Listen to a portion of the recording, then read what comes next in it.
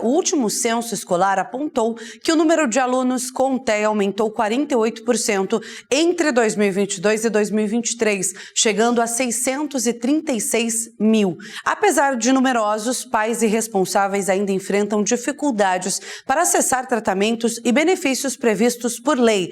E é sobre isso que conversamos com a advogada Edilane Rodrigues, que é especialista em direito de saúde, já está aqui nos nossos estúdios. Oi, Edilane, seja muito bem-vindo. Boa tarde para você. Olá, Letícia, Rayane, boa tarde. É um prazer conversar com vocês sobre os direitos das crianças, dos adultos, né, de quem possui um transtorno de espectro autista. Edilane, a gente já começa, falando sobre a relação, o estudo desse aluno que possui o TEA. É um direito dele ter o acompanhamento, o suporte dentro de sala de aula também, né? Sim. O acompanhamento escolar também é parte do tratamento. Então, o aluno ele tem direito, é garantido por lei. Nós temos duas leis bases a serem utilizadas nesse quesito. Uma delas é a Lei Berenice Dias e a outra é o próprio Estatuto da Inclusão, né, a Lei Brasileira de Inclusão, o Estatuto da Pessoa com Deficiência, porque o TEA é considerado uma deficiência. Então, a inclusão educacional com adaptações e suporte também é parte do tratamento. Perfeito, Edilane, boa tarde. E além dessa questão educacional, nas escolas, quais os principais direitos que os responsáveis têm para as crianças com o transtorno do espectro autista? Então, um deles, o acesso integral e gratuito ao tratamento. E aí a gente pode dividi-lo tanto no SUS quanto plano de saúde. Então, o autista que possui um plano de saúde vai recorrer à operadora de plano de saúde. Quem não tem deve recorrer ao tratamento no SUS. E quando a gente fala o tratamento integral, é integral.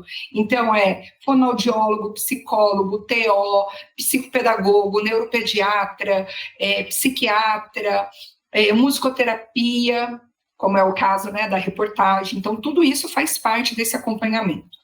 E caso não tenha um profissional dentro da rede do SUS, tem direito a ter esse tratamento especializado mesmo que fora da rede pública, tá? Então, não se restringe apenas à rede pública.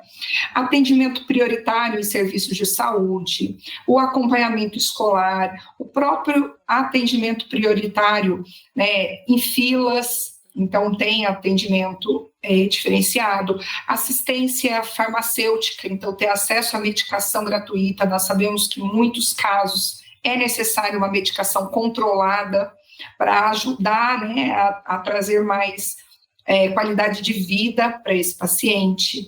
E os próprios genitores, e a maioria delas é a mãe que está ali, que acaba parando de trabalhar, para ter realmente o cuidado integral com essa criança. Então, ela também tem direito a atendimento prioritário, ela tem direito a uma licença, uma jornada especial no trabalho, quando se trata de empregos públicos, então ter uma redução da jornada, isenção de imposto de renda em alguns casos específicos, como, por exemplo, a compra de um veículo que é utilizado no transporte dessa criança, e os próprios benefícios do INSS, como o LOAS, que é um benefício assistencial para quem cuida em tempo integral de uma pessoa com autismo.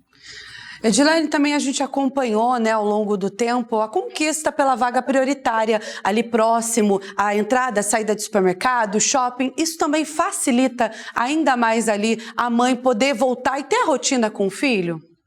Sim, a gente costuma falar que junto com o diagnóstico deveria vir uma cartilha com todos os direitos, com tudo que é possível para essa família, para facilitar.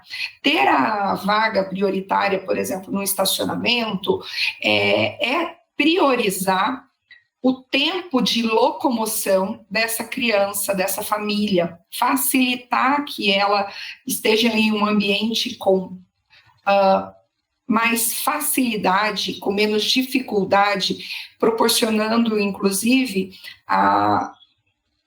menor chance de ter uma crise, por exemplo.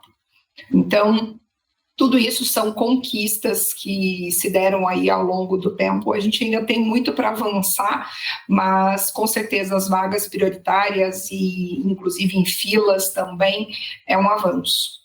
E, Edilane, você falou dos direitos, né, das crianças, né, das pessoas com autismo, mas a gente sabe que, infelizmente, né, no caso de tratamento de saúde, é difícil, via SUS, conseguir muitas das terapias que são necessárias. Nesse caso, qual a recomendação? De repente, entrar com um advogado, uma defensoria pública para exigir o cumprimento desses direitos das crianças?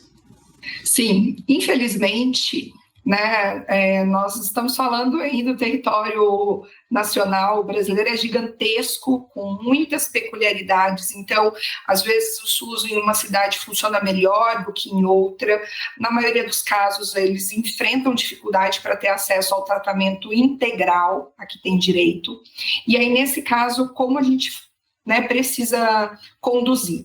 Nós precisamos comprovar que foi feito um pedido administrativo e que isso foi negado. Então, na entrega do encaminhamento, seja no postinho, no sistema de cadastro para registro de vaga, exija isso por escrito. Nós precisamos, enquanto advogadas, ter prova de que foi feita uma tentativa administrativa e esse tratamento foi negado. Isso tanto no SUS quanto no plano de saúde. Então, exija a negativa por escrito.